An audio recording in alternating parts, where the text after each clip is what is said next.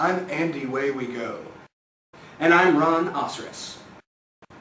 There are new developments in the Cold War situation. We have a live on-field report coming to us from reporter Jim Nazium. Thank you, Andy. I'm here via satellite, actually. Obviously, I'm in the North Pole.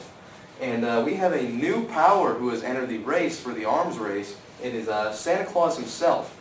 He has purchased a German U-boat from the Germans, and he is going to use it, he says, to try to attack the South Pole. Santa himself has even told me that this operation is crucial in its success because that way he will have two bases to launch his military attack every December the 24th on the hearts of children around the world. Jim, this is all news to me. From what I've heard, the Cold War is an arms race between us and the Soviet Union. I don't think that the North or the South Pole is involved. I don't know, Andy. This kind of makes sense. I mean, the North and South Pole, the Cold War. I mean, it's really starting to make sense in my head now. What are you doing in the North Pole? You're supposed to be in Cuba. We have recently placed a trade embargo on Cuba when I was not able to board a passenger flight. Instead, they sent me to the North Pole. But I did stumble upon this. And I really think this is breaking news that Santa Claus is amassing an army of destruction. You know, I think Jim is onto something. We should probably put a trade embargo on the North Pole.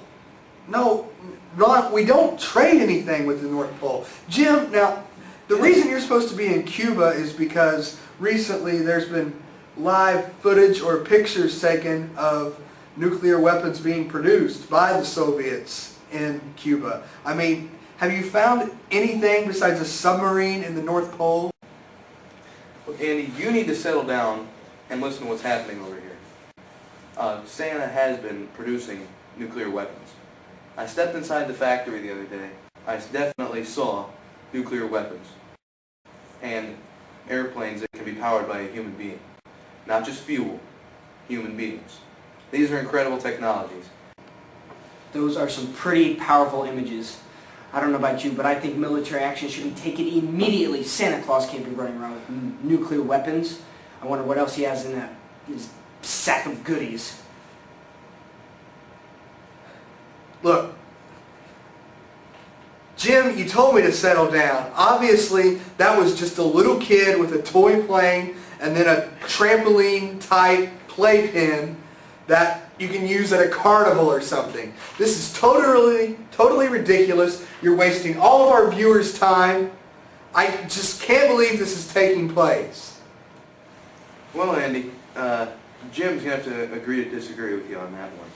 But really, we shouldn't be thinking of ourselves so much on this. But we should be wondering, what are these forces like this submarine doing? Where are they going? Who are they attacking? And how many innocent lives will be lost? I agree with you, Jim. Those are all good questions that we should be asking ourselves. But now the other question I wonder is, how many lives have been lost already? Actually, Ron, I made a good buddy down here. His name's Donner. And he told me about 38 billion people have died from this war already. Devastating. Absolutely devastating, Jim. I think that's almost as many deaths as in World War II. Stop. This has gone too far. Nobody has died in the Cold War. Jim, your report is completely erroneous. I can't believe you believe this. I mean, we're cutting you off. This is done.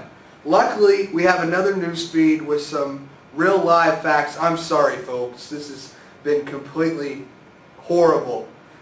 I'm surprised you still have the station on at this point. But let's look at these real live facts at this time to see what really is going on in this situation. Here are the facts. The Cold War is a disagreement between the USA and the USSR. It is one of democracy versus communism and capitalism versus socialism. There has been no casualties to this point.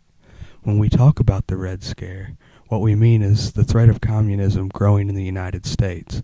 The Red Scare involves citizens and the government here not wanting communism in the United States.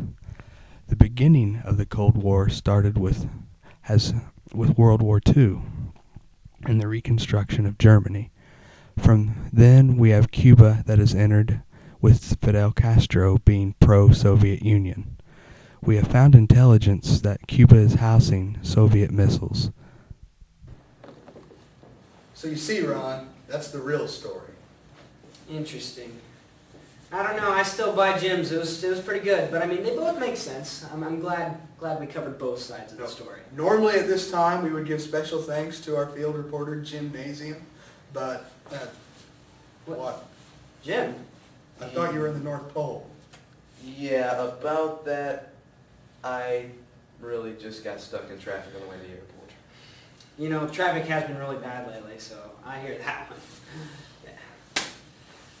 Anyways, that's our show today. For the Daily Chronicle, I'm Ron Osseris. And I'm Andy. Way we go. Good night, everyone. And stay classy.